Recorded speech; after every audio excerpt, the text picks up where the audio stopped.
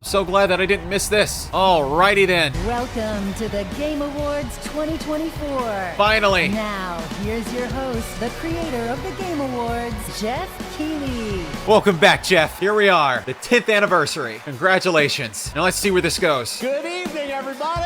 Hell yeah. Another Game Awards. Welcome to the Game Awards, the biggest global celebration of video games out there, and you have joined us on a very special night, our 10th anniversary. Welcome. Great to know. You know, when we started TGA in 2014, we had no idea it would become as big as it is around the world. But I felt, like so many of you, that games and the people who make them and the fans deserve a moment like this. You watch this show because games are part of your identity. They mean something to you. And tonight is a tribute to just how far games have come, and despite the challenges our industry faces, where they are going in the future. All right. And let me just tell you, you have tuned in and joined us on a very special night. Our industry is constantly evolving. This year, 4 of our Game of the Year nominees were developed in Japan, 1 in China, China's first ever nomination for Game of the Year, and 1, Balatro, was made by a single guy, Local Thunk, who's here in the audience tonight in my home country of Canada. Isn't that amazing? Well, that's a surprise. Now, tonight for our anniversary show, we are joined by many special guests. First, it is a tremendous privilege to have this man with us. Back in the 1990s, he convinced Sony to enter the video game industry with the PlayStation, which this month celebrates its 30th anniversary. Please join me in welcoming the father of the PlayStation, the great Ken Kutaragi. It's quite a shocker how long it's been since PlayStation actually started, and I'm glad that PlayStation didn't fade out. That being said, there's a lot of things about PlayStation that needs to be addressed. We welcome a double nominee who's competing against herself in Best Adaptation. She stars in both Fallout and Arcane, the amazingly talented Ella Purnell. Welcome, Ella. That's quite surprising to see her there, but glad she's there. And finally, we announced his studio at the first TGA, and in 2021, he won Game of the Year. And tonight, despite our better judgment, he's going to have the stage all to himself to reveal his next game a little bit later. Joseph Ferris, welcome back, buddy. Right. I still haven't played his games because, unfortunately, they require co-op by demand. Now, as always, we're recognizing an outstanding year in gaming while looking at Hey, Waldorf. What is it, Stadler? Oh, look who it is. The Muppets. How long is this bozo gonna go on? Well, that's what I've been asking for the last 10 years. Oh! Yeah, we'll see if you last for another 10. Yeah, up here, host, you know we could hear you. Oh, good. Can you hear this? Ooh. Yeah, please wrap it up. Statler and Waldorf, everybody. I'm glad Jeff has a sense of humor about this. Listen, fellas, if you don't mind, we have a lot of people here in the audience waiting to see the show. Yeah. Speaking of a lot of people, why isn't this theater full, huh? Yeah, we heard you always sell out. Well, I'm not at the studio. Let's keep the show rolling. It's already rolling. Off a cliff. Oh! Yeah, we're here all night, Statler and Waldorf. I don't know what we signed up for. All right, well, in any case, let's get this anniversary started.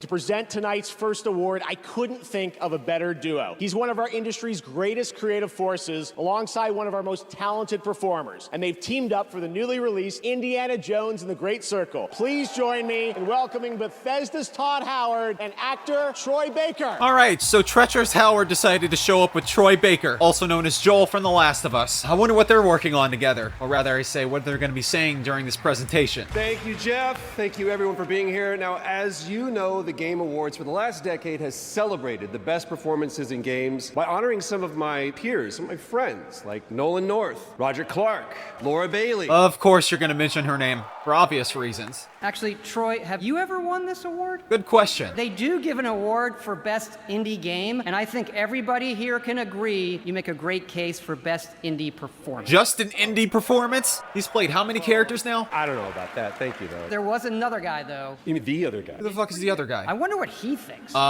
Harrison Ford? Please tell me that's Harrison Ford. It is! Haha! Welcome back, Harrison. Oh, man, it's not gonna be the same when Harrison Ford is no longer around to act. Him retiring is totally fine, but I totally get it. He's the true legend here. Thank you very much. Thank you. While you're on your feet, let's give a big round of applause to these two guys for the Great Circle. And most importantly, thank you for still portraying Han Solo in The Force Awakens before he got killed off.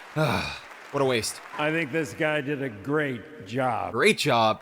Phenomenal, if we're being honest. If I'd known he was so good, I would have done it myself. Yeah, that would have been nice. And now, we're here to present the award for Best Performance. I wonder who's gonna win. Here are the nominees. Who's the nominees? Best performance. This is gonna be very competitive because there's so many people that gave out a lot of amazing performances in these games, most of which that I haven't played. This girl really put in a lot of effort for this character. And the winner is Melinda Juergens. As I said, this girl put in a lot of effort as that character. And yes, I did vote for her. So, haha, she won! Congratulations. I still gotta get the sequel though. Only have the first Hellblade game. And yes, I will play it in the future. She deserved this award. She put her voice through hell. Oh my god, this is an incredible honor. I'm gonna cry. You deserve the award. I don't know where to start. I want to big shout out to my fellow nominees. You are all incredible. I want to thank our incredibly talented team at Ninja Theory, who are just so amazing. Our cast, our crew, our stunt team, like they've done just such a great job. Our collaborators, especially our fans who have been so supportive of us. Thank you so much. Also, congratulations to the Game Awards for 10 incredible years. Thank you. Hell yeah. And thank you too. I wonder if we're gonna get a Hellblade 3. Who knows? I mean, I haven't played the second game, but I have a feeling maybe someday we'll get that game. Congratulations, Melina. Our first two-time winner for Best Performance. She won back in 2017 for the first Hellblade.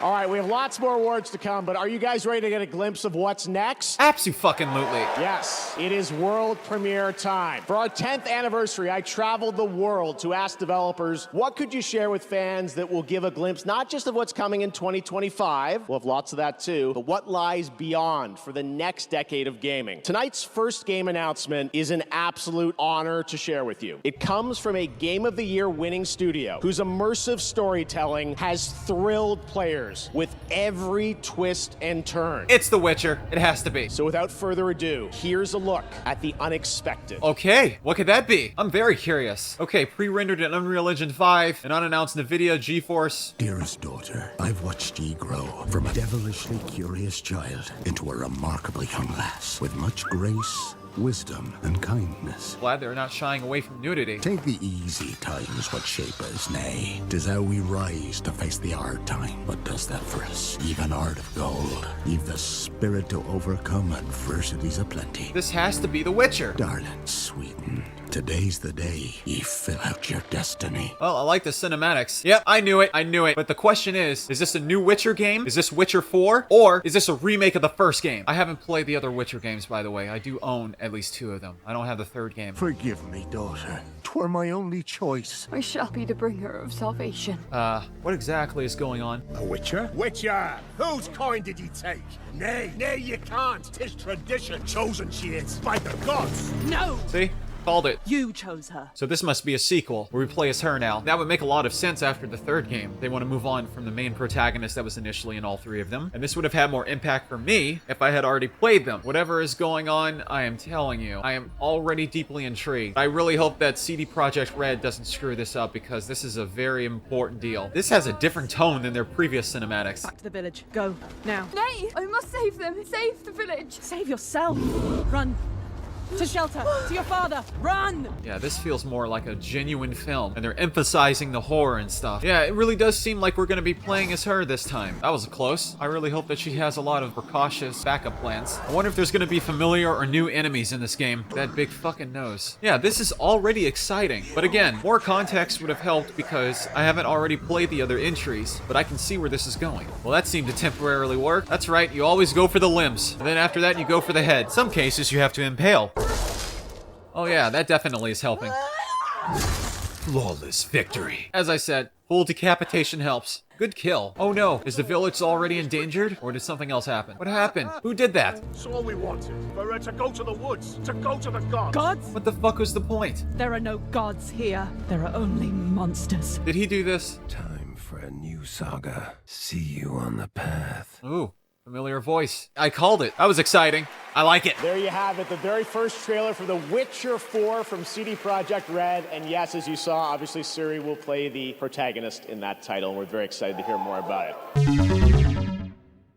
You ready to have more fun? Because tonight, trust me, the surprises just keep coming all night long. Right now, I am proud to present a brand new standalone game. Please watch. Why is he laughing? He must be really excited. All right, what is this new standalone game? I don't even know which company it's from. Okay. All right, this is the third game where I've seen this kind of shit. What's going on? I wonder what game engine this was made in. Ah, Bandai. Again, I don't want to say that this is Dark Souls, because that wouldn't make any sense to immediately think of Dark Souls, because there's so many games that you could be saying could be Dark Souls. But I'm just wondering. Already I can see that this is going to be intriguing for some people. Is this going to be another Souls-like game, though? Since so many games have been copying the format, even though Rogue has been around for a long time. What could this be? Just take us to the title. I mean, this isn't really telling me a lot about the story, but it is telling me what kind of chaos is involved. All right, I'm starting to have that feeling this is going to be called a Souls-like. Elden Ring is close enough. Alrighty then. I haven't played Elden Ring. I haven't played Dark Souls. I know it sounds crazy, but someday. But until then, alrighty then.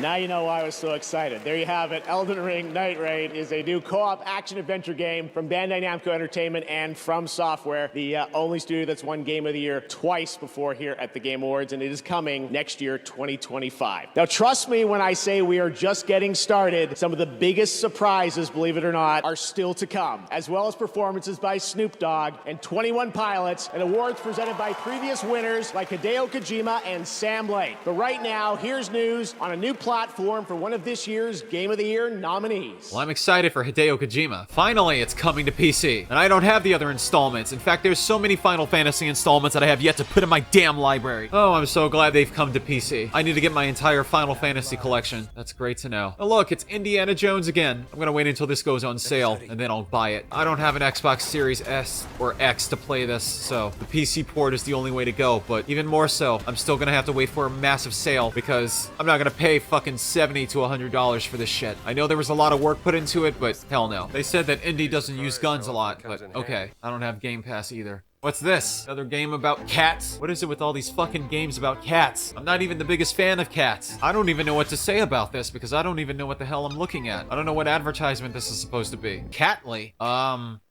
Okay, what's this game? Is this Path of Exile 2? Looks like it. It might be an entirely different game, which would be fine too, because even I haven't even started Path of Exile. 50 bosses? Shit, god damn it. A massive endgame. Oh god. More to okay, what could that be?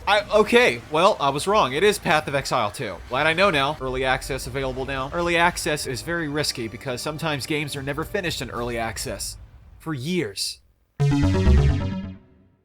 From HBO's House of the Dragon, please welcome Abu Bakr Salim. Well, that was quite a decision. Thank you, thank you. Don't worry, I'm not gonna cry about my dead dad this time. Oh. But I'm here to present an award that celebrates victory. The thrill of conquering your foes in a battle where physical and mental prowess collide in a struggle that feels like the most important fight of your life. And no, I'm not talking about Twitter, but I am talking about the best action game. Here are your nominees. I wonder what's gonna win this time. Best action game. That might win.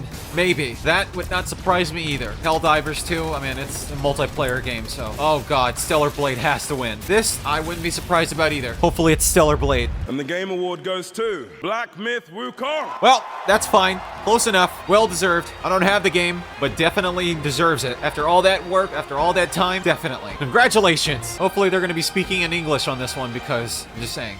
谢谢大家. Never mind. There's a translator right there. Your turn. Thank you, everyone. We are deeply honored to receive these awards. A heartfelt thanks to every player. It's you who brought a tale of wisdom and courage rooted in Eastern mythology to life on this stage. And of course, a sincere gratitude to the Game Awards for not placing any invisible walls on my way up here. Okay. Clever. This award belongs to every single member of our team, as well as our family and friends who have supported us behind the scene. Without you, I'd be like sitting at home testing the boss rush mode and buffing Erlang instead of standing here representing our team. That's interesting. Well, thankfully you made it. Congrats on the success. Lastly, I want to say this. Our game isn't hard at all. So you say. It's perfect for players new to action games. Trust me on this. Thank you. I'll be the judge of that when I finally get the game someday and play it for myself. All right, on to the next presentation or award. At the Game Awards, our aspiration is to create moments that define our medium and remind us all why we became fans in the first place. 5 years ago, I had the pleasure of having lunch with one of our industry's most treasured game makers, Kojima. And just recently, he finally shared an ambitious vision for his next project. Tonight, as a very special gift for our 10th anniversary, I am beyond honored to reveal this stunning new project for the first time anywhere, with an early look at real gameplay footage of this studio's highly anticipated upcoming title. Let's take a look at this announcement trailer that I'm sure will capture your imagination. But is it Hideo Kojima? That's the question. It says the footage isn't final, but the gameplay and cinematics are there. Epic Games Publishing presents from the creator of what? Oh, that's quite a catch here. And I've never played those games yet. What in the hell is this game? Going in a similar art direction as before, huh? Seems like we got ourselves a countdown timer here for something. What's going on here? Wait, that's a giant goddamn robot. Wait, you're using the head as a ship? And that's supposed to be the spine ripping at what? What? Huh? The vertebrae and everything is, so you have... The robot is escaping before the whole thing is destroyed? You have my attention, but what the hell? Wait, where the fuck is the title? What is this? I just saw a lot of text there. That was your early first look at the untitled next project from Fumito Ueda-san, a creator who pushes our medium forward with each of his incredible creations. You can just feel the emotional depth of that game in that beautiful piece. Ueda-san and Gen Design, thank you so much for this announcement reveal. I'm confused.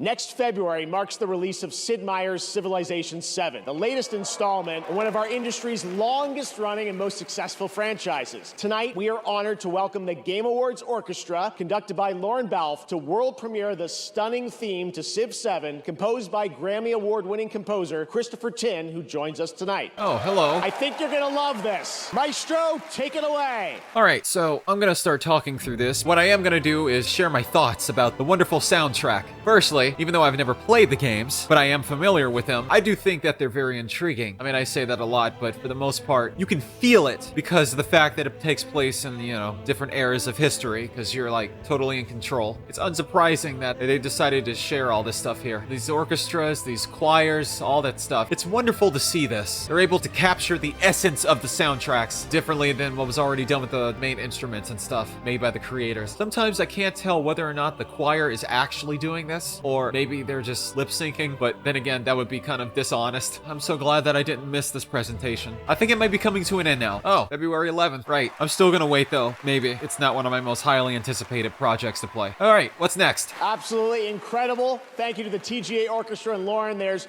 much more to come from them throughout the night, including our signature Game of the Year medley. You can look forward to that.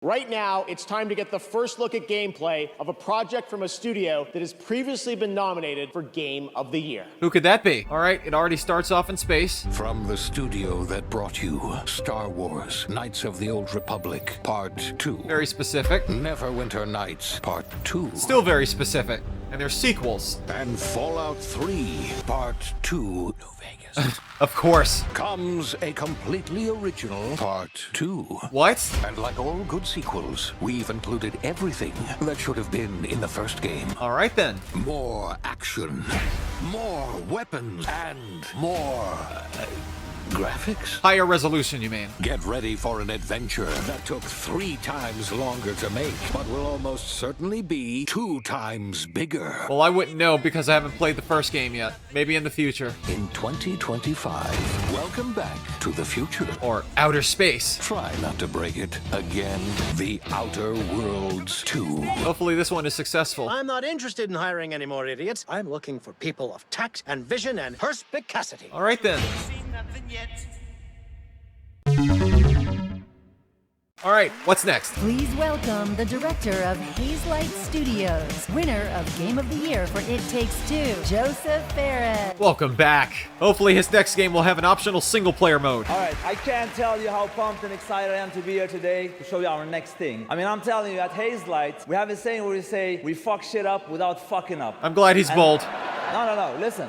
This time, it's some next level shit, I'm telling you. I mean, no, what we're gonna show you is gonna be amazing. I know I sound cocky, but it's really hard not to be cocky when you have a game like this. Are you ready? Of course, even though it'll probably be a while. Let's roll Hazelight's next co-op adventure. Go! Another co-op adventure. Unsurprising. We sure call was a lot of explosions. Wait, is this another game where they're all like in areas with objects and stuff that are bigger than them? Okay, you better get ready because I'm about to show you Hazelight's next co-op adventure called Split Fiction. Let me tell you this, get ready for a ride. They're gonna just now censor him? You play as Mio and Zoe, two aspiring writers that hopes to get published by a new tech company that can simulate their stories to life. I can't do this. Please calm down. It's time. You can't shut Accidentally, they end up in the same simulation. What are you doing in my story? Something bad is going on here. And there, they find out that their stories are about to get stolen. Uh-oh. No one escapes my simulation. Plagiarism simulator. And in order to save them, they have to escape back to reality through the very worlds that they created. Hands above your heads. But the thing is, they're strangers, and Mio writes sci-fi, while Zoe writes fantasy. So you will, for every level in the game, jump between a sci-fi world and a fantasy world. Oh, okay. Well, damn. That is very creative. But it would help if there was an optional single-player mode. We at Hazelight love variation, and you'll have a unique mechanic for every level. Let me give you some examples. In this level, you start out by finding dragon eggs that hatch.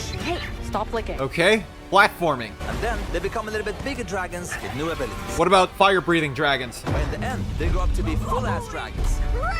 And now, you can fly around and kick ass. But can they breathe fire, though? In another level, you play these ball droids that can magnetize and shift to different forms. Oh, what? Okay, this got really weird. And then, the droids become your exosuits, and you can now attack and hack different objects. Here's another one. You play as pigs. What? And they later become... Did that pig just... Anyway, let's not talk about that level for now. What? And as always, with the Friends Pass, you only need to buy one copy of the game to play it with your friend online. That's what Hazelight is about. No loot boxes, no microtransactions, and no bullshit.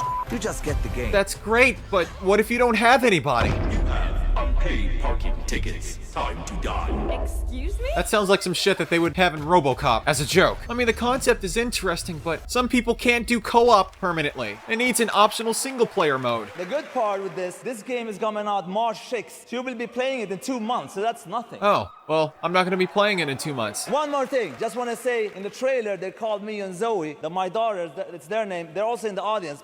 Put the camera, let them show how cute they are. There, hello! That's like the second time. It's going to be interesting for them to play the game together if they actually play it someday. Yeah, of course. My wife is beautiful too. I don't forget to, of course. I don't even know her name. Yes, and I want to say one last thing. My team Hazelight is watching at home. My beautiful team, I just want to say thank you. I älskar er. And thank you, everybody. I love you so much. I'm looking forward to be part of this industry. I love everybody. Goodbye. Yeah, that's wonderful, but that doesn't change the fact that you have a lot of co-op games that need an optional single-player mode. Joseph, what a guy. I spent some time with him in Sweden this summer and played a few hours of Split Fiction. It really is everything you'd want it to be. A great follow-up to It Takes Two that Joseph won for Game of the Year. It's been so amazing to have so many Game of the Year winners back with us again tonight revealing new projects.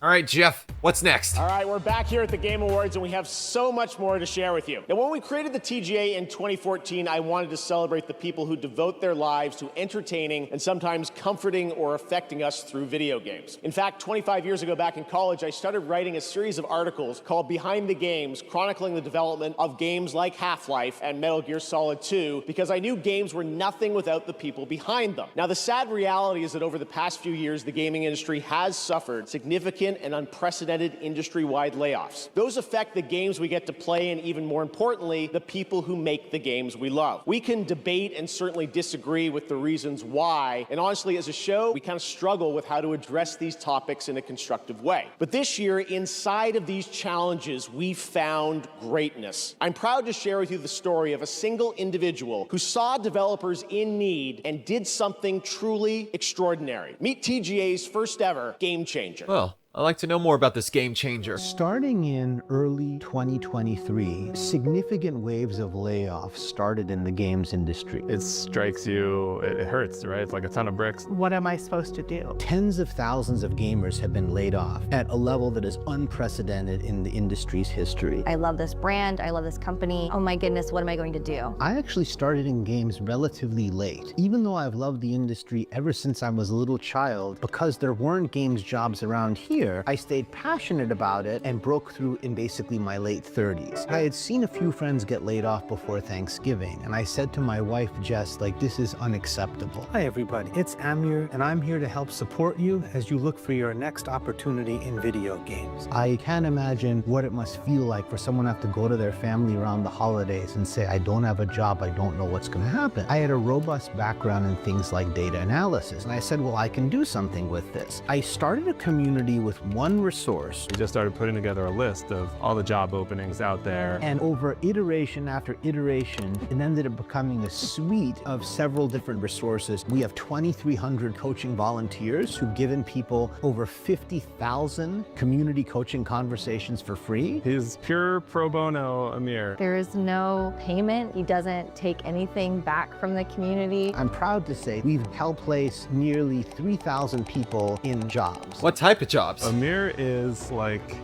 career Santa Claus.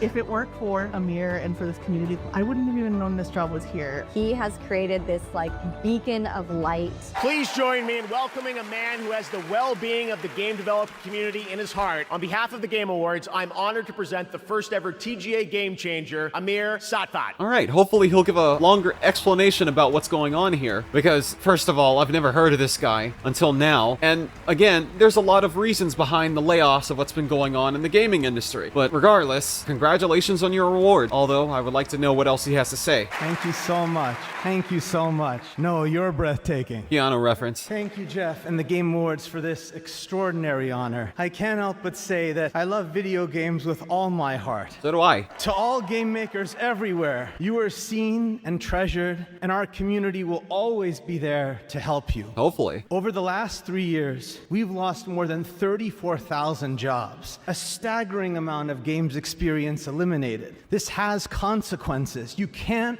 make great games without great people. True, I agree. But also, you can't make great games with mismanagement. I'm proud of so many of you who have already joined me to make an impact, and I really have to thank everyone in our community who gave all their time and commitment to build it. As we gather here tonight for this amazing celebration, I challenge everyone to ask themselves, what more can we each do to make our industry better? There's a lot. I dedicate this to my grandparents in heaven and to our Game Awards watch party back home, my wife, our 3 sons, and my parents. Who really devoted their lives to me and taught me that my value lies in how I treat other people. Growing up, all I ever wanted was to be a part of the video game industry. As a kid from Farmington, Connecticut, it felt a world away. Not anymore. Thank you very, very much. Thank you. Well, this is a first, but congratulations. But as I said, there's many things that could be done in the gaming industry to resolve all these issues. But that's another topic. I'd rather make a whole video about it because there's so much to say. Omega Day 2067, we witnessed the end of the old world and the beginning of an unimaginable power. Unleashed the promise of our civilization, forging souls into steel. What could this be? Turning hope into a hunt for the fate of humanity for Starfall. Oh, so it's just getting started. Captured in-game engine. I can tell that there's going to be a lot of destruction in here. Our hunt for Starfall begins. Raise hell, exert control, for mankind depends on our victory. There's always something like that. It does seem intriguing. It does seem like a game I would play. But of course, I do still care about the story. You will face a new power and devastating enemies. Steel Hunters. Okay. Playtest. Oh, okay. I gotta check that out then. That was the announcement of Steel Hunters, which you can play test tonight. I played that back in the summer, and it plays as good as it looks. Definitely has a Transformers vibe to it, as you can see. Really fun game. Now I'm proud to reveal one of the most beautiful games I've seen in a long time, developed by an incredible team up in Canada. Okay, who's this team up in Canada? But I have to wonder, is it just the looks, or is there more? Is this gonna be another one of those cozy games? Interesting art direction. It's like a combination of cell shade and other stuff. Well, nobody's talking so far. All it is just the atmosphere. But from what I can see, this is probably taking place in a very, devastated area. Black Frost. Okay, there must be a much deeper context here. Interesting tagline. Please welcome to the stage the founder of Gearbox, Randy Pitchford. Oh, what a surprise. Borderlands fans know why I'm here, right? Of course. This is the moment. Everybody at Gearbox is watching right now, and I'm kind of freaking out. Listen, this is the thing. You fans of Borderlands, you're why we fight. Every pixel of Borderlands is made with heart and soul, handcrafted by the Gearbox team. We're all giving it everything we got, you guys. We're putting everything we have into this game. And listen, I can go on talking about Borderlands 4, or I could just show you Borderlands 4. Who wants me to keep talking? No, don't talk. Just show the goddamn trailer. And who wants me to roll the trailer for Borderlands Mother Fluffin' 4? Shut the fuck up and roll the trailer, please. Shut up. Shut up and roll the goddamn trailer. As you wish. The world premiere first look at Borderlands 4. Oh, thank you. Oh, right, because anybody would be fucking curious to see that back. Now, hopefully they actually did make more improvements, because Borderlands 3 has divided reviews, and the fact that some people didn't like the humor of Tina. It's like, how many times can you rehash the same style? I have most of the Borderland games, but I still feel like there needs to be more innovation and, you know, less annoyance, especially when it comes down to the humor, because he seemed to have gone overboard with Tina. And also, after the failure of the live-action motion picture that was reduced from an R rating to a PG-13 experience, hopefully this redeems everything.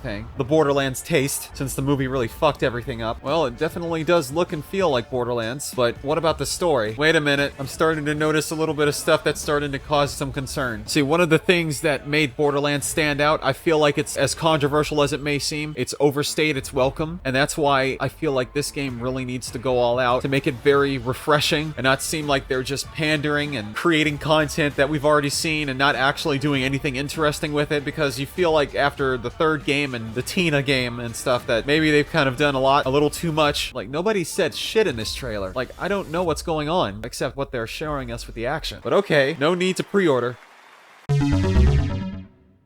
And now we have an exciting and unexpected announcement from a legendary role-playing game franchise. World of Warcraft? Or something? It has to be a Blizzard game, maybe. This is Final Fantasy, isn't it? It has to be Final Fantasy. Wait, what the hell is Jin doing there? Is this a crossover with Final Fantasy and Tekken? Or is this Soul Calibur? Wait a minute. No, wait, this is confusing. This seems like, okay, I was correct. Damn, had me fooled for a moment. Well, it's gonna be a while until I get Tekken 8. I still gotta get Tekken 7. There you go. Clive is joining Tekken 8 next week. What a shocker. Right now, we want to recognize more nominees and winners in some other categories here at the Game Awards. Here are the nominees for most anticipated game. I voted for Death Stranding. 2 On the Beach, Ghost of Yotei, Grand Theft Auto 6, Metroid Prime 4 Beyond, and Monster Hunter Wilds. And this year, the Game Award goes to Grand Theft Auto 6. Of course, Grand Theft Auto 6 got voted that most. Nominees for Best Multiplayer Game: Call of Duty Black Ops 6, Helldivers 2, Super Mario Party Jamboree, Tekken 8, and Warhammer 40K Space Marine 2. This year, the Game Award goes to Helldivers. I knew it. I knew it. I knew it. Now the nominees for Best Community Support: Baldur's Gate 3, Final Fantasy 14, Fortnite, Helldivers 2, and No Man's Sky. The Game Award goes to Baldur's Gate 3. Baldur's Gate 3 is better than the current Dragon Age game. Now your nominees for Best Art Direction: Astrobot, Black Myth Wukong, Elden Ring Shadow of the Erdtree, Metaphor ReFantazio, and Neva. The Game Award goes to Metaphor ReFantazio. Oh, well that's surprising. I voted for Astrobot, that between Black Myth Wukong. We have many more awards to come in the Game Awards, but right now, here's a new look at Splitgate 2 that blends gunplay, movement, and portals, coming in 2025. All right then. Oh, it's one of those trailers. You know, if it wasn't for Half-Life, I'm just saying, if it wasn't for Half-Life, they wouldn't be doing this. Obviously, they've taken some notes here. If anybody that needs to be thanked for this, it's Gabe. Gabe Newell, of course. Speaking of which, I wonder what Gabe is going to say if he's going to be here at the Game Awards. Because apparently there's rumors of him showing up and saying something. But we'll see. I could see this being fun for some people, especially if they have people to play with. Maybe even for me if I actually had this. I don't know if it's going to be free to play. Hopefully it's free to play, because I'm not going to... I would prefer that it's free to play. Nominated tonight for Best Adaptation, Riot's Arcane is a stunning animated series based on the League of Legends franchise. Anyone who's watched this show will tell you the music. It sits at the emotional core of this Game Award-winning series. Here is a special tribute to Arcane's music and iconic characters, featuring Royal and the Serpent, David, and 21 Pilots with the Game Awards Orchestra. Once again, I'm going to be talking through this because it's not going to be in the final cut. What I want to mention here is that I haven't watched the Arcane series. I haven't watched any of of the episodes yet. I do know that it exists. I know that recently it's been stopped because they don't want to go on to season 3, and there's a lot of controversy surrounding some of the changes that were made due to censorship and stuff, but maybe in the future. But this is a character that I know has a lot of fans because I've seen a lot of cosplay of it too. And the thing is about League of Legends also, I'm not one of the biggest fans, even though I haven't like started my whole journey of it, because I just personally feel that there's only certain games that you could play that share a similar format until it feels like it's overplayed. And I know that there's distinction between League of Legends and the other games like Dota and stuff, but still. Same thing with Valorant. This is a nice performance from you, but unfortunately it's not going to be in the fancily edited version, no matter how much soul you put into it. Wait, got the whole orchestra and choir here? They really did come in prepared for this full performance. Kudos to all the people that were doing these. Is that it? Finally. Holy shit. Great performance, but goddamn. Welcome back, Geoff. What a beautiful and emotional performance. Thanks to Riot and those artists for putting that together. Incredible. All right, let's take a look at this very exciting brand new game announcement prepared just for the Game Awards 10th anniversary. All right, but who is it from? That's my question. Okay, a giant fucking eyeball. Whose iris is that? Oh, that's a fucking bird. Morning has broken like the first morning. Ah, wait a minute. Is this by the studio that made Yakuza? Oh, here we go. People fighting. That tells me everything I need to know. What is it with you guys destroying property like that? Ready for what? Virtual Fighter. Holy shit, finally! It's about goddamn time, finally! Hell yeah. Oh, hell yeah. I'm excited. Hell yeah. Welcome back. They just keep coming tonight. That's right. There's a new full entry in the legendary Virtua Fighter series now in development at Sega, and you can find out more in that special direct broadcast.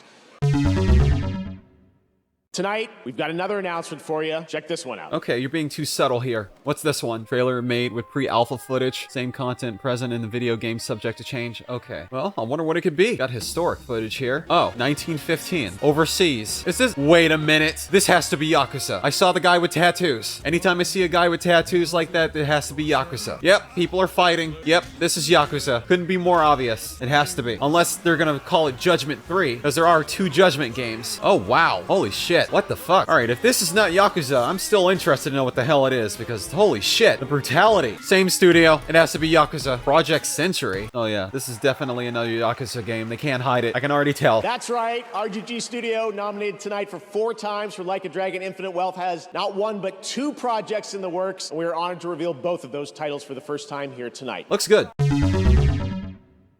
Now to present our next award, please join me in welcoming a dear friend who also happens to be one of our industry's most innovative creative spirits. He's been with us since the very beginning of TGA in 2014 and is currently hard at work on Death Stranding 2 on the beach and OD. Please welcome an industry icon, Hideo Kojima! Kojima! Finally! The Kojima's back. I'm so excited to find out what he's gonna say. Whether it be about the OD game or Death Stranding 2. Or maybe both. So excited.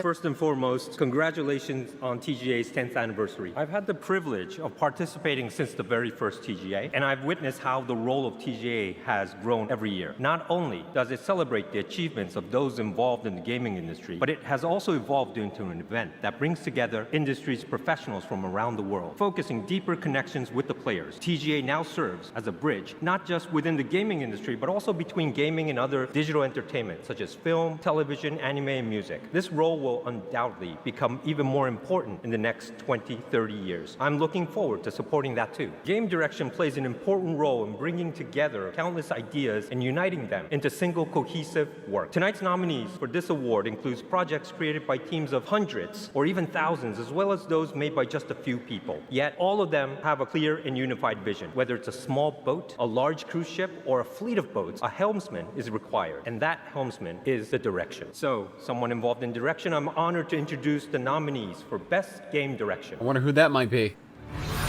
Best Game Direction. Astrobot probably might win, unless Stellar Blade wins. I have not played that, but I've seen somebody play it. Same thing with Wukong. That would not surprise me either. Same thing with this, but I think between Astro Boy and Black Myth Wukong, we might have winner. And now, the winner is Astrobot. I voted for Astrobot. Ha! It won. Great job. Another win. Astrobot deserves the awards provided. It deserved to be nominated. It deserved to be awarded. Congratulations. Once again, Black Myth Wukong still did what it could. Got its own award. Wow, thank you so much. We didn't have a speech ready for this one. This is is really amazing. So thank you so much. Team Asobi back home, all of you, really, this is for you. You're welcome, and thank you. Game direction is, of course, like as Kojima-san said, like an ensemble of things, and but actually in our case, it's really like every single person on the team coming and really bringing their own vision and being responsible for their own work. So you are all game directors back home, and I'm really dedicate this one to you. Thank you so much. Of course. Hopefully someday I'll be able to share my video games, because I am actually directing content in the background, but that's another story. Congratulations, Nico and Team Asobi. Now, let's journey to another world for our next announcement. I wonder what this could be. Okay, it's got Universal brand on it, mix of pre-rendered and gameplay footage. I'm so glad that they're mentioning that. This definitely can't be Jurassic World, and it's definitely not Dino Crisis, although I do see some dinos here. What is this, Turok? I was kidding! Okay, Turok is back, and it has an origin story. And the interesting thing about this is that I actually haven't started my Turok journey, but I have been familiar about the series for years, including the other game that they haven't, brought back. What's this? Oh, what the fuck? Right. Attention, citizens.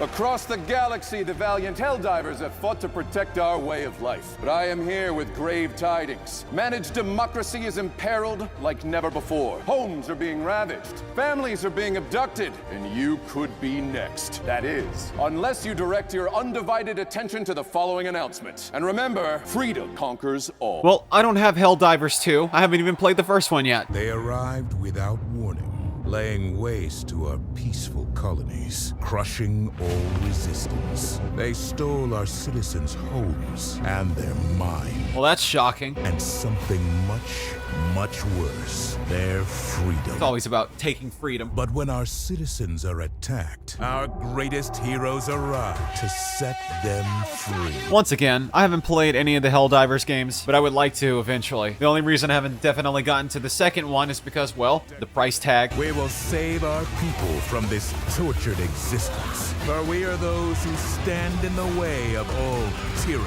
who will give our lives today for a freer tomorrow, who will take back control of freedom and deliver peace to our homes. This is the only way. We are the Helldivers. All right then. I'll have all the updates in the future, maybe. Now, please welcome the creative director of Warframe, Rebecca Ford. Oh, surprise, surprise. Nice outfit. Thank goodness for waterproof mascara. The music has been a lot. That's amazing. But hi, everyone. I'm here on behalf of the Warframe team. We are here at the 10th year of the Game Awards. It was actually 12 years ago that we launched the alpha build of Warframe, and it changed the lives of our team. Our irreplaceable community has allowed us the privilege to be up on stage 12 years later to present to the world our next major update. We are going to show you the final trailer for Warframe 1999 and the release date. But before we hit play, if you don't know what Warframe is, if this is your first time hearing it, we don't know anymore either, but we're still having a lot of fun making it. And 12 years ago, we never could have imagined that our alpha build has turned into something like this. We are forever grateful for our community. Thank you for giving us the best version of yourselves, Tenno. Please enjoy our trailer. It launches tomorrow. Thank you, Tenno. Please enjoy. That's very soon. Show us what you've got. Already off to a crazy start. I realize what I am asking, but you of all people understand what is at stake for the sake of everything before and to come. Scoldra think they've contained the outbreak here, but the tech rot here is different. 19 hours till we're popping corks or vaporized. We get in Trati and put a stop to this. Tenno, if you are seeing this, your loop has been altered. Uh-oh. You and I are trapped here. Uh-oh. You know what this means. There goes another damn cat. That guy looks like an evil Aiden Pierce. Well then, good to know it's free. Earlier this year, Palworld took over the internet and broke records for the independent studio Pocket Pair. Tonight, we have a first look at the game's next update. It was well deserved, even though that Nintendo's trying to fuck with him. Palworld is the game that Nintendo is afraid to make. They don't want to do anything else that's innovative with Pokemon. And honestly, I'm glad, from what it seems, that this is taking elements of Pokemon, even though for the most part, Pokemon, Digimon, and all that other shit have similarities too. But yeah, it's wonderful that they went out of their way to make this video game accessible not only to people that are fans of Pokemon, and and also like this format, but also not limited to one platform. I haven't played this yet though. Maybe someday. From what it is right now, I'd rather just give it time to be completely updated. So then when the time comes, if I ever get it, then I'll be able to share my full experience and thoughts. But yeah, this is a game that Nintendo will never make. They have the licensing for Pokemon, but they'll never create a Pokemon game that's as exciting and daring as this. And honestly, I'm gonna still say what I've said many times before. Pokemon peaked a long time ago after the first movie. I didn't like what they were doing with the characters long after that. Well, not just the characters, but story and all this other shit. This is a very refreshing take. If it went in this direction, I would have been more forgiving. But as this is superior. From Yacht Club Games, winner of Best Independent Game at the first Game Awards, please welcome Celia Schilling and Sean Velasco. Welcome. Almost thought for a moment that that was Mega Man. 10 years ago, we were called onto the stage, completely stunned, as Shovel Knight, our first game, took home the first ever Best Independent Game Award. Now, Shovel Knight is getting old enough to become vintage in its own right. This year, a new set of developers released their first game. They're just getting started, yet they've already created something extraordinary. We're excited to see how their talents will shape the industry for the next 10 years. We'll see. These are the nominees for Best Debut Indie Game. Best Debut Indie.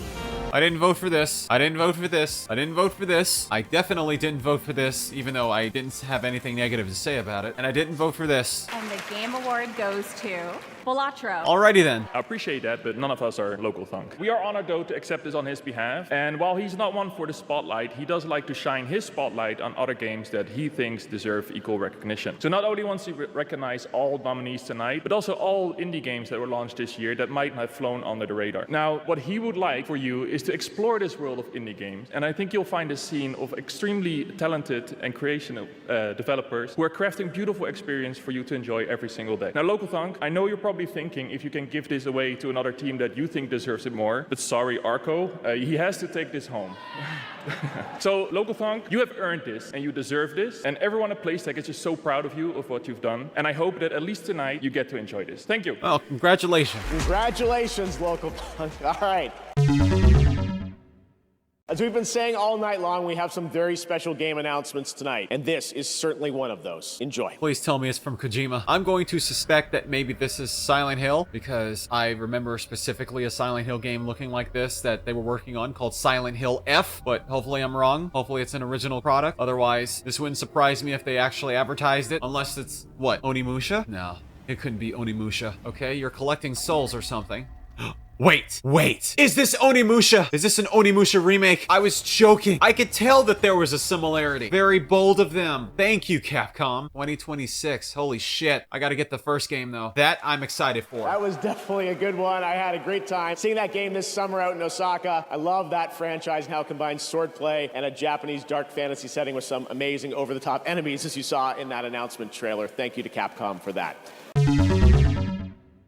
All right, now let's get an update on the first Berserker, Kazan. Haven't played that. Hey everyone, I'm Joe Russo. And I'm Anthony Russo, and we're thrilled to be back on the Game Awards to introduce a brand new trailer for the first Berserker, Kazan, a game rooted in the legendary Dungeon and Fighter universe. Our studio Agbo collaborated closely with our friends at Neopol and Nexon to create this action-packed cinematic trailer brought to life in Agbo's signature style. We're excited to unveil it here at the Game Awards along with the official launch date. Stay tuned until the end and enjoy the reveal. Alrighty then. Okay, we're already off to a very morbid start. Oh wait, was he pretending? No, he wasn't. There goes one of those red glowing things again. Wait, did he just get revived? Okay, he seems to have gotten upgraded too. I think he's about to go full Kratos on these bastards. Holy shit. God damn. That takes serious balls. Serious, massive fucking balls to fight against a giant enemy like that, knowing that at any moment could be your last. Instantly. But that's what makes these stories more interesting, because it's a David versus Goliath situation. Except that it's, you know, more brutal. Oh, you can slam him on the ground. He'll come back. Damn. That's simple. Should have done that the first time. All right, who in the hell is that? Yeah, definitely will play this in the future. Hopefully. And now we're thrilled to show you another game set in the Dungeon and Fighter universe for the first time anywhere. Arad is an open-world action RPG developed in Unreal Engine 5. It's coming to Steam, console, and mobile. Here's the first ever look. Steam, console, and mobile. That's quite a collection. Hopefully it's optimized, especially for mobile, if it's made in Unreal Engine 5. Oh, right. If it looks like this, it'll definitely be optimized because they all look the same. Especially if they're colorful and, have a similar format to Genshin Impact. I thought it was gonna look, more serious and visually alluring, but no, it's same colorful anime shit. Like, there's so many games that look like this. Who does that? That's not how you play cards. I can see that there's emphasis on cleavage and breast jiggling. I like that. That shows that they're not gonna just keep them static and shy away from shit. Like, please, don't be afraid to make sexy characters with wearing sexy outfits and stuff. But seriously, this looks too similar to the other games that have a similar format, such as Genshin Impact. And I'm not saying that the creators are lazy, but I am saying that there's a lot of games that unfortunately share a similar style, and it makes it harder to distinguish. It doesn't matter how many mechanics and stuff that you change. I feel like there needs to be a very distinct visual appearance, so that way they don't seem like they're being easily compared. Anybody could see this out of context and immediately think, oh, it's Genshin Impact, or something else. It's like I'm looking at somebody using Unity asset store content in here in Unreal Engine, because that's what these models look like. Alright, totally not Genshin Impact. It'll definitely have its fans. Oh look, it's the purple sky from Fortnite. Better get in before you get eliminated. Don't tell me they're gonna fight that thing. Next is the open world zombie adventure Dying Light, the Beast from Techland. We announced this at Gamescom. It's got combat, parkour, and nights you may not survive. Here's a brand new look at the game, which is coming in the summer of 2025. Yeah, that was quite a trailer at Gamescom. Quite a trailer indeed. Uh-oh, somebody's getting fucked up in the background. In-game footage. Wonderful. I wonder how they're gonna take the story in a new direction. Still haven't played the second game or first. I do not feel obliged to believe that the same God who has endowed us with sense, reason, and intellect has intended us to forego their use. He has gifted us the means to decipher the code of nature. And it's our highest purpose we must strive to accomplish. I only answer to this divine calling. And you. Where is the story going this time? It seems like they're going in a very bizarre direction now. Not saying that the first two games weren't already that way. Alright, similar format. For some people, they might compare it to Far Cry. See, I have the first game, and I haven't entirely gotten into it, but I do know what the hell the story is about. But my question is, after the previous two games, what direction could they go in to make it the concluding chapter, if there is a concluding chapter? I don't know if they'll ever do that, but for the most part, I feel like there's a lot of elements to the story that could find conclusion. Well, I guess I'll add that to my list.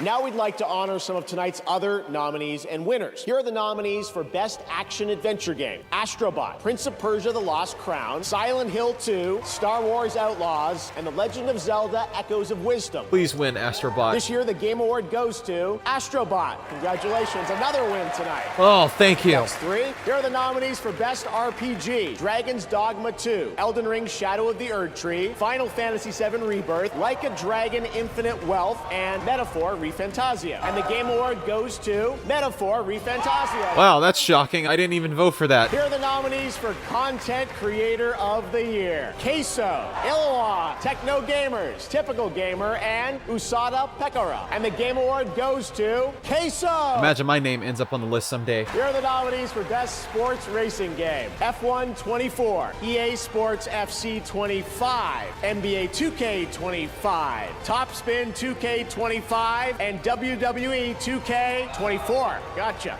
And the Game Award goes to EA Sports FC 25. Well, that's a shocker, but okay. Now our nominees for Best Sim Strategy Game: Age of Mythology Retold, Frostpunk 2, Kunitsugami Path of the Goddess, Manor Lords, and Unicorn Overlord. And the Game Award goes to Frostpunk 2. Wow, that's a surprise. Congratulations to all those winners. All right, and we're back. Oh, look, it's Squid Games. Are they going to show more about the actual game or the next season? Are they going to do a full performance too? Please don't tell me Snoop Dogg is in one of those goddamn suits, or he's going to start rapping the whole theme. Wait, who the fuck is that? Nobody's going to unmask themselves? Hello, Game Awards. I assume you are all familiar with the Squid Game, because not everyone can physically experience the games. We have created a simulation. You're not John Kramer. Unleashed will provide the same highs, or for the unskilled lows. To all players watching at home, access will be granted to everyone on December 17th, whether you're a Netflix member or not. Be on the lookout. In the following weeks, my team will be unveiling the next round of the games. I have brought with me a special preview of Squid Game Season 2. We believe games can reflect and improve society. Whether we succeed will be for you to judge. And to all all the heads of the studios and CEOs in attendance. Your places are ready in our VIP suite. I haven't watched the first season of this show yet, but the game seems way too cartoony. There should be more grit. Please welcome the founders of Death Row Games. Death Row Games? The fuck? Did he seriously call it Death Row Games? Okay, so is Snoop Dogg gonna bring his game that he wasn't able to create back? Are we gonna see Fear and Respect make a return and he's gonna finally finish that shit? It's been fucking years. Death Row Games, what a fucking name. This year, my father and I launched Death Row Games with the dream of bringing minority stories to the gaming world. Have you not played San Andreas? We intend to create a hip-hop gaming universe that could stand beside some of these nominees tonight. Here we are to present Best Ongoing Game. See, back in the day, if you loved the game, you wanted more, but you had to wait until the next game, or as I like to say, chill till the next episode. Okay. But obviously, y'all just couldn't chill. Today's players are treated to regular updates to their favorite games, making sure the experience always stays fresh. Here are the nominees. Best Ongoing Game. I voted for Destiny. Fortnite 2 is quite a choice. Man, them were some dope-ass trailers. Okay, it's between Destiny 2 and Fortnite. The Game Award goes to Helldivers 2. I guess I shouldn't be surprised about that one. Helldivers 2 is definitely going to win at some point. At the time, one of the highest records of who was playing and stuff, before a little incident decided to cause that to drop for a while. And then, I guess maybe after a while, it decided to get back up. But content was being made for it. I did not expect that. Same here. I'm very honored to be accepting this award on behalf of the amazing team over in Stockholm, Sweden that made this possible. So please, a round of applause for our amazing devs. Oh, yeah. Congrats. Thank you. So thanks to the Game Awards for this honor. This really is an honor for all of us. Thank you, PlayStation and our partners, for believing in us over all of these years. Shockingly. And most importantly, thanks to our amazing players for the support over this last year. It's been super inspiring to see everything that you've done with the game since we launched it, and we are very committed to keep going with the game for many more years to come. That's bold. Thanks a lot, and for Super. Yeah, we'll see if the servers still stay up. All right, what's next? Right now, we're thrilled to share the announcement of a brand new game from a beloved game developer. Who? Never heard of them. Of course, I heard of that. That game, you got way too angry playing that. That game turned you into a psychopath. What? You threw a right tantrum. No, I didn't. You said if I tried to pass you one more onion, you'd... I told you 1,000 times we didn't need any more onions. You're getting angry now. Okay, yeah, things did get a little heated. Oh, sorry. Excuse me. What did I miss? It started. Another goddamn co-op adventure game. You're blocking the screen. Rude. What is going on back there? The fuck are those? Those look very good. Oh, this looks wicked. Oh my. Oh, it's a two-player. I mean, a two-player game isn't the most exciting thing in the world. Oh, no, no, no.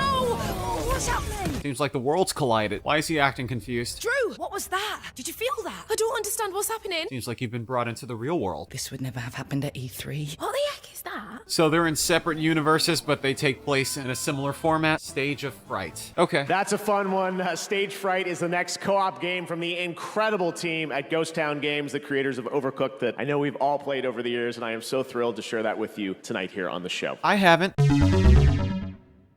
And now it's time to head to a familiar place, the home of iconic novels and television shows, and now an upcoming action-adventure game. Telltale? Oh, look, HBO and Warner Bros. I charge you to be brave. This is Game of Thrones, isn't it? In the name of the Father, I charge you to be just. In the name of the Mother, I charge you to defend the innocent. Arise, a night of Renan's rest. All right, if this isn't Game of Thrones... Nope, it's Game of Thrones. I was right. Castle Black is the only thing standing between the White Walkers and the Seven Kingdoms. We could use your help. I'm nothing but a northern bastard from a powerless house. Don't underestimate northern bastards. Someone must gather the support of the great houses. Attaining your father's name will be hard. Making your own will be harder. It is up to you to decide which is more worth your while. Modesty won't get you very far in King's Landing. Do at least try to feign a little arrogance. We find it far more familiar. You've seen the White Walkers yourself. You know what they can do. They have to be stopped. Are they going to have all the characters? Is this an original character? It seems like it. And I wonder if it's going to be as brutal and sexy as the actual series. I mean, already it is brutal, but... I will see it done. Like it or not, winter is coming. Okay, so we seem to have gotten ourselves a third-person Game of Thrones game. Hopefully. Because that'd be great. A very story-driven third-person experience? Hell, I'd play that. And here we go. Please welcome, from The Last of Us Part 2, Shannon Woodward. And from Season 2 of HBO's The Last of Us, Isabella Merced. So they got the actual Dina who played the voice and the other girl who played Dora the Explorer. Hi, Dina. Oh, hi, Dina. That's not Dina. Stop fucking saying that. She's never gonna be Dina. So, what brings you here tonight? Well, I'm just really excited because we're about to present the best adaptation. Here are the nominees. Hopefully The Last of Us isn't on there. Best Adaptation. Arcane definitely might win. I'm not gonna lie, I did vote for it the first time, but then I changed my mind and switched to Fallout. I'm not voting for the Knuckles show. Fuck that. That was bullshit. Yakuza was also bullshit. It couldn't even stay faithful. And the Tomb Raider show definitely is a piece of shit. I don't give a fuck what anybody says. I'm not the only person that feels that way. And the award goes to Fallout. Oh, thank you. Whew. Congratulations, Fallout. Although for the most part, it could be argued whether or not the show is more faithful than the video games, but mostly in the games, you're only playing as a customized character, so it doesn't actually have a real protagonist unless you create it yourself. That being said, it still is done a lot better than the other shit. I've spent most of the evening coming up with ways to heckle Ella for when she won for Arcane, so I don't really have a speech, but I want to thank Graham and Geneva, our extraordinary showrunners who can't be here tonight because they're too busy making season 2. Oh, nice drop of it. I want to thank Ella, Walton, Aaron, the rest of our extraordinary cast and our extraordinary crew. Amazon, Kilter. I want to thank the fans of Fallout New Vegas for not burning my house to the ground. The fuck? You'll be very happy you didn't. Last but not least, I want to thank Todd. Todd and the extraordinary team at Bethesda, who were absolutely the most incredible collaborators you could possibly imagine. Yeah, when Todd isn't lying to everybody about something just working and shit. Fucking traitor. I too have to thank our cast and crew, everybody involved in this show, led by my friend and the incredible Jonah Nolan. And really to everybody who's worked on Fallout over the years, everybody at Bethesda that I've worked with on Fallout for 20 years now. It's been incredible. We are so blessed with the best fans there are. Thank you all for supporting everything we do. Thank you. As long as you're being honest, which is very hard, so we'll see how the next Fallout game turns out to be. Or rather I say Elder Scrolls, if it ever comes out. Because after what happened with Starfield. Congratulations to Fallout. Next up, we head to the year 2097. What? And a co-op heist FPS Den of Wolves from Ulf Anderson, the creator of Payday 1 and 2 and GTFO. Here's your first look at the gameplay. That's a very bold thing to do by having the game being set in a time period that's far into the fucking future and having this assumption of, oh yeah, that's what it could look like hypothetically. Midway City, an unregulated corporate haven in the middle of the Pacific Ocean, the new land of opportunity. This looks like Blade Runner. The only thing that matters here is the bottom line. Industrial espionage, sabotage, assassinations. Who gets into this line of work? It could be you. So it's a combination of Payday and other things. Okay, well hopefully it doesn't have a terrible launch the same way that Payday 3 did. Speaking of Payday, I only have the second installment. I don't have the first third yet. I wonder if they're gonna have some supernatural elements in here because that's what it seems like. 2026, 2027, who knows? This is New Eridu, the last city on the planet. Oh, look, it's the same company. Wonder what they're doing this time. We've clung to a strange sense of joy, enduring one wave after another. Even if our destruction is inevitable, we'll confront it on our own terms. I recognize this. I talked about this about Gamescom. Yeah, I already saw this advertisement, except this is a different trailer now. Is she about to sing? That's a new look at Zenless Zone Zero, a nominee tonight, and the reveal of Astra, the most well-known celebrity in New Eridu. Well then. Now here's a new look at version 3.0 of Honkai Star Rail, coming in January, and a look at the upcoming adventures in Amorphous. Quite an announcement. Once again, another game that was shown another advertisement at Gamescom. They can show as many updates as they want to. I still can't say anything about the full experience because I haven't actually played them yet. The fuck was that? There's not really much else I can say about this except the fact that I feel like I've seen enough of this game and whatever else that they're sharing. Alright. All right, here we go. Last month, Snoop Dogg simultaneously took over Fortnite and Times Square with one performance. Well, tonight, he's here at the Game Awards to finish the fight, to help us celebrate our 10th anniversary like no one else can, debuting a brand new song from his new album, Missionary, with Dr. Dre, that drops tonight. Game Awards, give it up for Snoop Dogg! What a name to call it Missionary. Now, the question is, how many times is he gonna repeat certain words? I have something controversial to say. I'm not the biggest fan of Snoop Dogg. I know it sounds crazy, but it has nothing to do with gangster rap. It's just the fact that I've never been one of his biggest fans, even though he's made his mark in the industry. I'm just saying. And him being a gamer really doesn't mean shit to me, even though you can put that in quotations as a gamer, because for the most part, it seems like most of the games that he plays are focused on, you know, shooters and stuff. Emphasis on that. But yeah, as an entertainer, yeah, he's got fans. He's got an audience that clearly really likes listening to his music, but still, he's never been the greatest actor at all. I'm just being honest. I think anybody that observes his acting, they could say that he wasn't exactly the best choice to portray a lot of characters. Yeah, that being said, in Def Jam Fight for NY, he played an interesting version of himself. And as I said, not one of his biggest fans. I've known a lot of people that are one of his biggest fans, but I think if he's gonna have a video game studio, he's gonna have to really go all out, make it worthwhile, because Fear and Respect had a lot of potential, and that shit didn't go anywhere. Alright, is he just singing a whole fucking highlight reel or something? I'm just wondering, because he's been on about fucking 4 songs now. Oh, okay, back to the other song. Look, unless he's retiring, which really wouldn't surprise me at some point, those guys aren't impressed at all in the back. They're like, what the fuck is going on here? Whew, it's over. Thank you. Anyway, like I said, if he retires, I guess it'd be a great way to let him go. Anyway, what's next? Snoop Dogg, the legend. What an amazing performance. Thank you, Snoop. His new album with Dr. Dre, Missionary, comes out tonight, and Snoop's now in Fortnite as a Season 6 festival icon. And starting today, you can also grab Platinum Festival icons, The Weeknd, Lady Gaga, Billie Eilish, and Karol G. Now, please welcome singer-songwriter Khalid. Oh, what a surprise. Music and score in video games isn't just the soundtrack of our journey. It's the racing heartbeat of every battle, the haunting echo of every failure, and the soul of every victory. From soaring orchestral pieces to intimate melodies that break our hearts, the right music makes games unforgettable. Here are the nominees for Best Score in Music.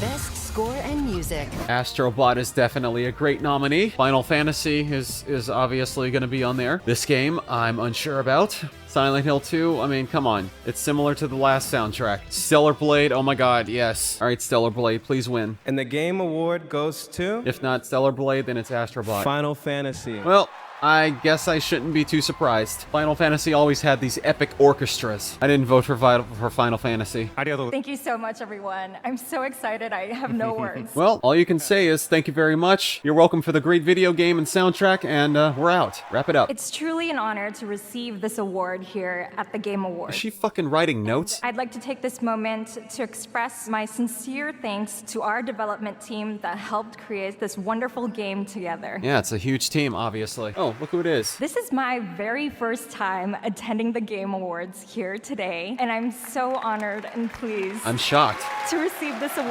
I thought you were already there the previous times. And I'm equally pleased today to be able to finally announce the PC version of the game. Yeah, the definitive version of the game, you mean. That's what you meant to say. With this, I am delighted to be able to bring the beautiful music of this game to even more fans around the world. Yeah, thankfully it's not an exclusive to PlayStation because that would have sucked. Thank you. Oh, that's all you had to say. You could speak English the whole fucking time. Thank you. Goodbye. Congratulations to Final Fantasy, and now it's time for a tease of what's next from a legendary gaming franchise. Oh, that's interesting. What could it be? That was the Sega sound, so this tells me that it's Sonic the Hedgehog. What could this be? Obviously, it's related to Sonic Racing, so they brought back another Sonic Racing game. Okay, come on. That was a short teaser. All they had to do was say, oh, it's Sonic Racing. Yeah, that's all you get. There will be much more to share about Sonic Racing Cross Worlds in 2025. I've had the pleasure of playing it, and trust me, it is a ton of fun. We'll see. Next year, fans will get to experience the Mafia franchise like never before in Mafia: The Old Country, an origin story set in the brutal criminal underworld of 1900s Sicily. Tonight, we have the world's first look at this cinematic narrative action game. I still need to complete my Mafia collection because I only have the very first and second game. All of the men in this room are bound by blood. This is a family, and in this family, we follow a code of honor. It is not forgiving. To betray one is to betray all. Do you wish to commit yourself to this family? This is what they should have had the first time. They should have did this after Mafia 2 and called it Mafia 3. Yeah, after Mafia 3, they definitely needed to do something different. I do. To become a man of honor, repeat these words. I swear my loyalty is a family. My flesh has to burn like this saint if I do not keep my oath. Welcome, Enzo. I wonder if they're gonna be enemies, or maybe he's gonna be like a figure to him. Well, I'm stoked. Gotta get the other games, though.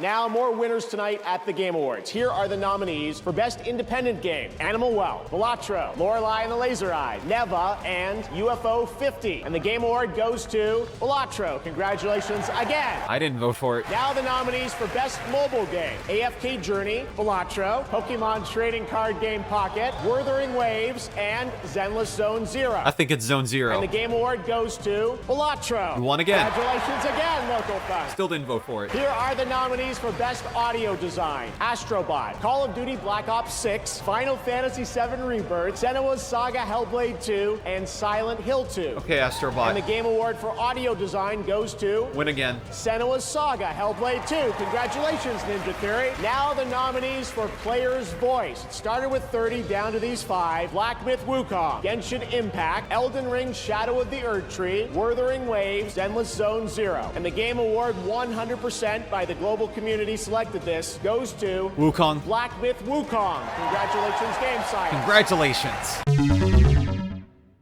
Now, here's a look at Infinity Nikki, which has already achieved 20 million downloads, and a look at the new shooting star scene for the first time anywhere. That's shocking that it managed to get so many players on launch like that. I mean, it had a lot more afterwards, but still. The only problem that I see with this game so far is that it's online only all the time, which makes it very difficult for PC users who want to modify the files and do something very interesting with all the content. This was a game that I was contemplating about before, but decided, you know what? Since it's also free to play, thankfully, I'd be able to actually get into it eventually, but I'm contemplating on whether or not I want to do it on console or PC, but likely I'm going to end up doing it on PC since I already have the PC port and the console port, but mostly the PC port in concern. But again, I feel like it does need an optional way of playing without being required to be online all the time. I mean, yeah, if there's going to be progress saved and stuff, I just don't think that some people would like to play it online all the time if they're unable to have internet access. They should be able to play this game offline and still be able to earn achievements or whatever else with their progress. And most importantly, I don't think that anybody should be penalized for wanting to make their own adjustments without necessarily cheating. I mean, for the most part, there are going to be a lot of stuff to find, but I don't think that trying to collect all these outfits should be the main focus, because after a while, it will get boring, and there's a lot of other things to do in the game. Hopefully, they'll adjust that in the future, because right now, it's very difficult to stay in the game at the risk of being banned over something very small.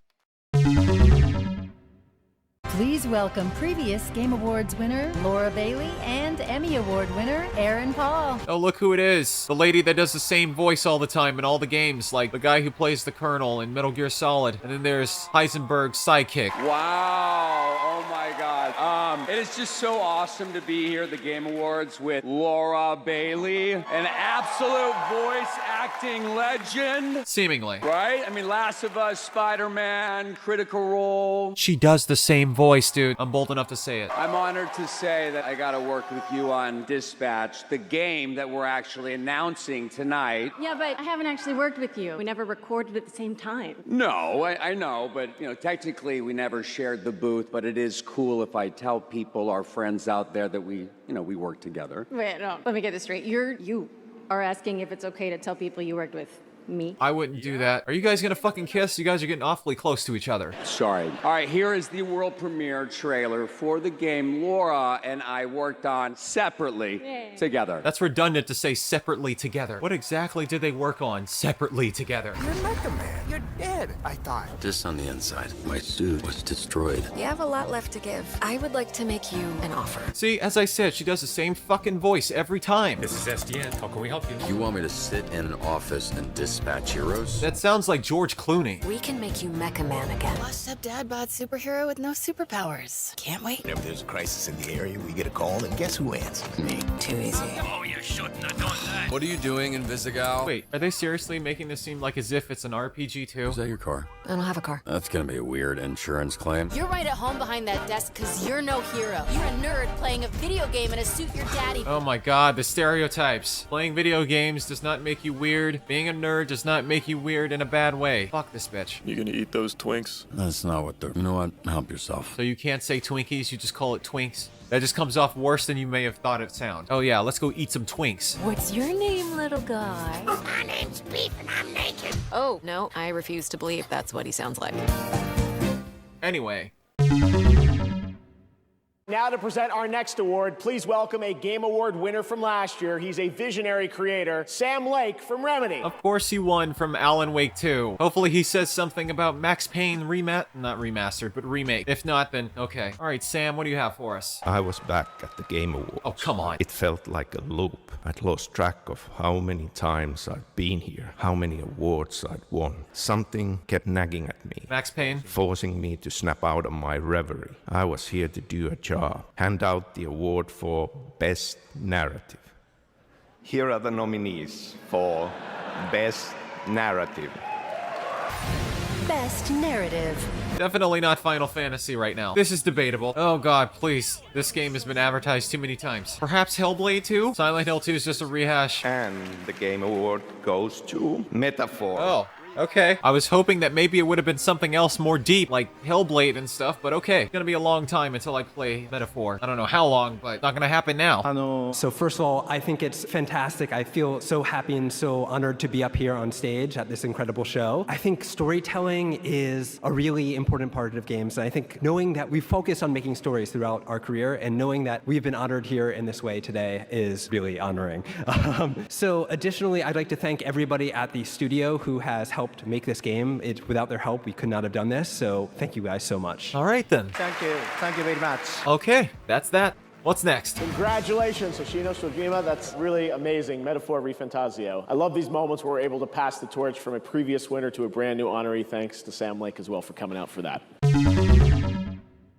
All right, well, before we get to Game of the Year, we do have one last very special announcement to share with you. This year, the stars aligned for some very magical things to happen at our anniversary show. Things that might not have ever seemed a possibility. If you truly love video games like I do, this moment is for all of us. Really? What is this next one? Oh, this one's getting an intro. What is the next announcement? I have to know. If it's getting an intro like this. This was well rehearsed for this shit to start this way. All right, so it's getting an orchestra, getting its own performance, getting its own song. Now the question is, what is this leading to? Oh, there's a sequel to this game. I never played the first one. Interesting timing though, because of the crossover with the other Capcom game. Ah, so the director's back. Okay, wow. Now he can stop blocking people and so he can see their responses. What an amazing moment. Together again, Takeuchi-san and Kamiya-san and his new studio that we're also announcing, Clovers. Production is just about to begin on the Okami sequel, and I am beyond honored we could share this very special announcement here at our 10th anniversary celebration. Thank you to Capcom and the Tujimoto family for this anniversary gift.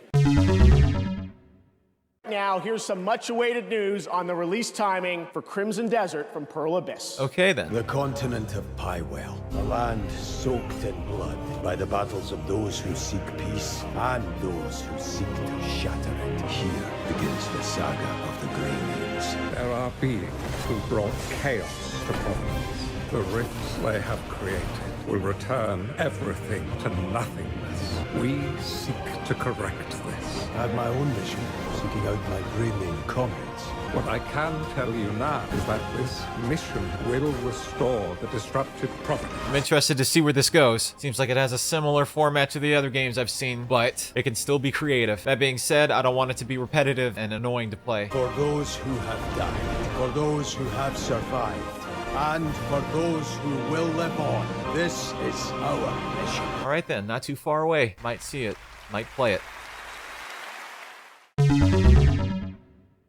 Oh look, they fell asleep.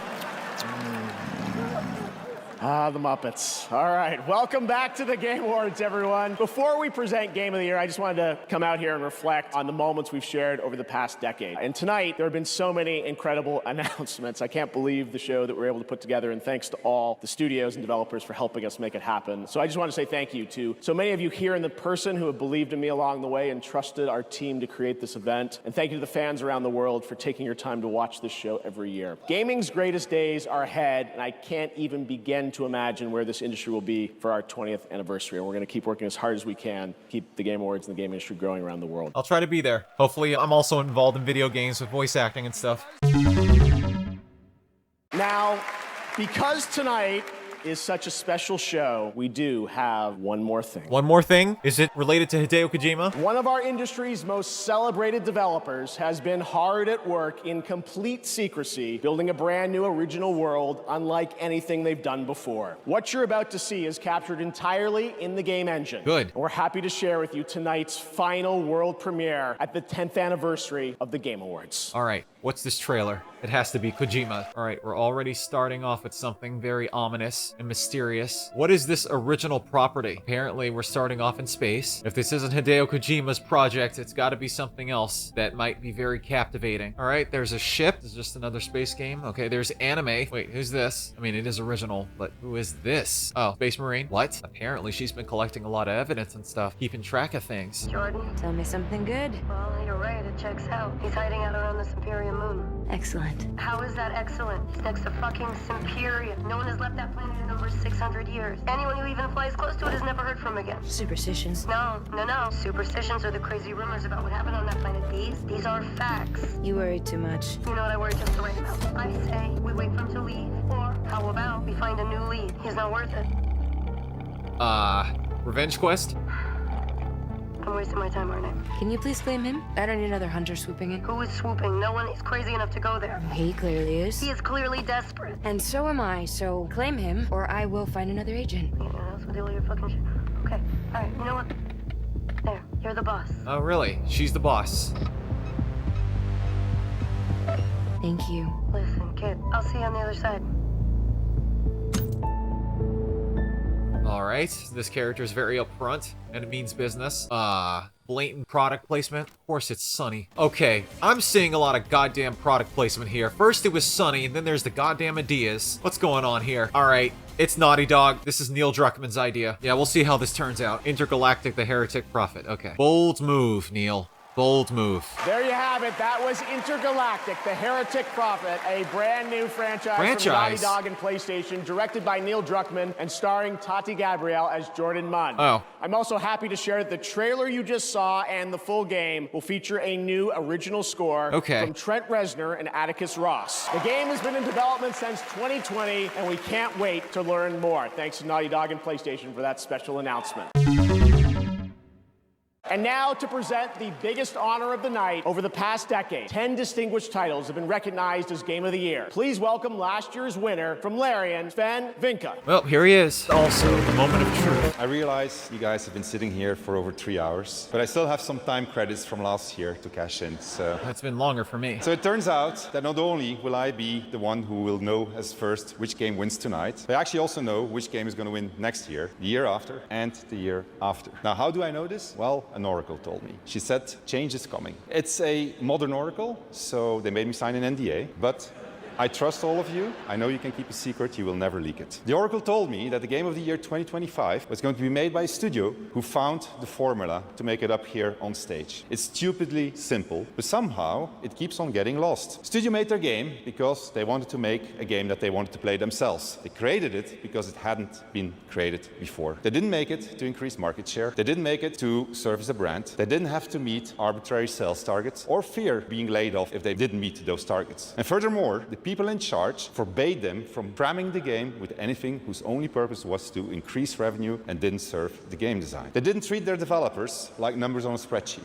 They didn't treat their players as users to exploit. And they didn't make decisions they knew were short-sighted in function of a bonus or politics. They knew that if you put the game and the team first, the revenue will follow. They were driven by idealism and wanted players to have fun. And they realized that if the developers didn't have fun, nobody was going to have any fun. They understood the value of respect. That if they treated their developers and players well, those same developers and players would forgive them when things didn't go as planned. But above all, they cared about their game because they loved games. It's really that simple, said the oracle. Winning Game of the Year turned out to be a life-changing event for us. It was an amazing thing. To those who will win Game of the Year 2024, you have no idea what's waiting for you. It's an incredible honor, and you're in for a heck of a ride. Now remember, should you be told to wrap it up for tonight, you can always come back next year and chat for 3 minutes, okay? So, now, to pay tribute to the nominees for Game of the Year, once again, Lorna Balfe and the TGA Orchestra. Here we go, the final performance. I can only imagine how they're gonna lead this up to something. And I already casted my vote for who's gonna win Game of the Year. Let's just see if who's actually gonna fucking win. Definitely not the first nominee. I'm shocked that that game is on there. That's appeared more than once. And I'm not even the biggest fan of card games. Oh, there he is. They are really going all out with trying to mix these sounds. I don't understand the lyrics. All right, we finally made it to the last nominee. Now let's see who's going to be the actual winner. Great performance, though. Gotta give them a clap for that. Great job. Here we go. And the game of the year is Astrobot. Haha! I voted for Astrobot. Congratulations, it won Game of the Year. Great job. Well deserved. And I don't even have a goddamn PS5 to play it. Hopefully it'll be released on PC in the future. It's only inevitable. It's the next logical step, Sonny. Make it happen. Seriously, after all that effort that was put into the game, it definitely deserved the award. There's no reason for Final Fantasy to be fucking winning anything. It's won enough stuff. And the fact is, you know, come on, it's Final Fantasy. Yeah, that's right. Don't hold back those tears. You earned it. I would do the same thing if anything that I had created won any awards. Nothing can prepare you for that. Thank you so much. I'm thinking once again to all the Asobis back in Japan. You know, all 65 of them right now, they're crying. So please, a round of applause for them. Thank you. Lightning in a bottle. You know, when I thought about, you know, why this game gave people joy and smiles on their faces, I think it came down to the people every day making the game and doing exactly that. When I think of the team, it's the amount of generosity they gave. They put the user first always, you know, never thought about any calculation. It was just about the kids, especially because we had this huge privilege to be potentially the first game to be in the hands of children, and we know what it means very much. So Team Asobi, really,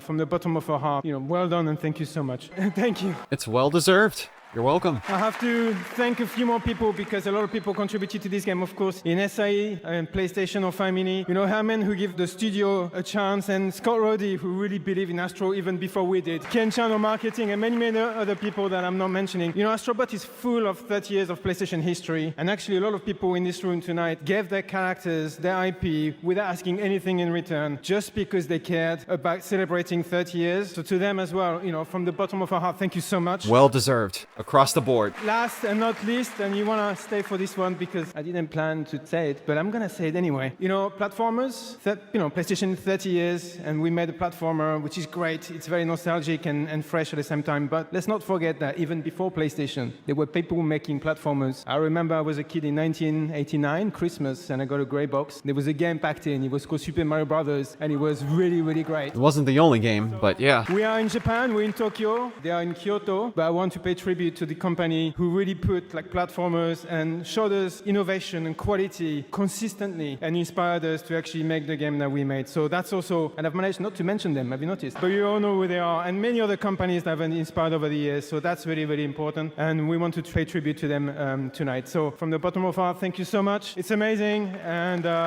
we'll see you again. Thank you so much. Until next time. Man, what a ceremony. What a goddamn ceremony. Congratulations, Astrobot, and that is going to do it for our 10th anniversary of the Game Awards. More than anything, I hope tonight made you believe the future of our medium is brighter and greater than ever. Congratulations to the winners, and thanks to all the incredible teams around the world who shared their upcoming work with us today. Putting together this show has been so special to our team, personally and professionally. Thanks to all of you for showing up and believing in me and the Game Awards. We'll see you back here at the Peacock Theater for the Game Awards 2025, our 12th show live on Thursday, December 11th, 2025. Thank you. Happy holidays. Have a good night. And I'll definitely be there. Who knows what's going to happen, though, with the games, because there's so many that I have yet to get through, and I'm hoping to marathon more in the future, but I still got other videos that I need to edit. Finally! It finally happened! The Game Awards finally happened. As always, once this is over, I'm going to be sharing my final thoughts. They were a great addition to this. I never went there into a live performance, but thankfully I've managed to see them this way. Alrighty then.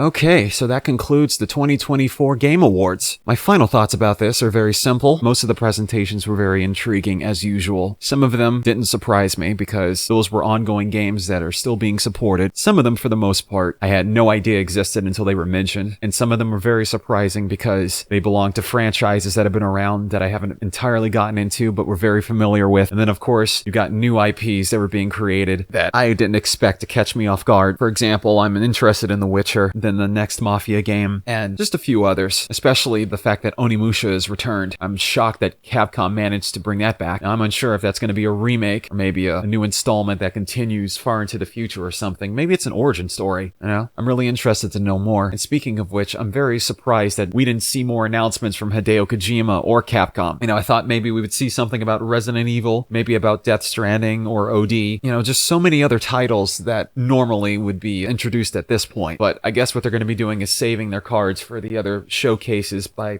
PlayStation or their own shows and stuff like that, which is understandable, but this probably would have been the best time. But most importantly, I'm very shocked that we did not see a trailer for Grand Theft Auto 6. A new one probably would have skyrocketed views. The view count would have been off the charts, and that would have really accelerated the experience, but I guess Rockstar Games is going to be saving that for another time. But I don't want to spend too much time talking about this, except the fact that I'm glad that it's been the 10th anniversary. It's been a long time since this whole thing existed, and I'm glad to be one of the viewers, because I've been following this for a long time. And props to Geoff for staying this long, for making this happen, because he could have easily stopped this. He could have easily had somebody else take over, take his place, and he's never involved ever again. But instead, he remained the host and continued his job, even with people berating him on the internet. You know, people have been making fun of him for a long time because of his association with Hideo Kojima, you know, calling him out of his name, saying that some of his ideas are stupid and so on. But you know what? I haven't lost faith in the guy. Obviously, he's doing a great job, and hopefully he'll continue this job as it continues next year with the next Game Awards presentation, as well as many other presentations that I have yet to see and hope to see. But until that happens, if that ever happens, and when that happens, hopefully, this was the Venturous Gamer, and I hope you've enjoyed your Venturous experience and the 10th anniversary of the Game Awards.